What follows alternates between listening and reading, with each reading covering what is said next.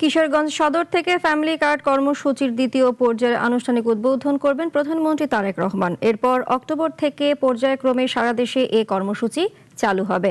সচিবালয়ে দুপুরে সমাজ কল্যাণ মন্ত্রী ডাক্তার এম জাহিদ হোসেন এ তথ্য জানান। তিনি বলেন, 4 বছরের মধ্যে দেশের 1,60,00,000 পরিবারকে ফ্যামিলি কার্ডের আওতায় আনার লক্ষ্য নির্ধারণ করা হয়েছে।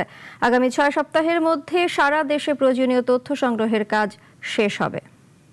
জন্য আমরা কালেক্ট করব এবং এইটাকে আমরা কন্টিনিউয়াসলি প্রতি মাসে আমরা আবার আপডেটিং করব, রিভিউ করব, আপডেটিং করব, যাতে কেউ মারা যেতে পারে, কেউ আপনার গ্রাজুয়েশন মানে ধনীও যেতে পারে, কেউ একটু মানে স্ট্যাটামটা চেঞ্জ হতে পারে, নিম্ন মধ্যবিত্ত থেকে মধ্যবিত্ত হতে পারে, আবার মধ্যবিত্ত থেকে নিম্ন মধ্যবিত্ত হতে পারে। কাজেই এটা একটা কন্টিনিউয়াস প্রসেসের মাধ্যমে চলতে থাকবে, এটা সুপারভাইজ করা হবে কনস্ট্যান্টলি।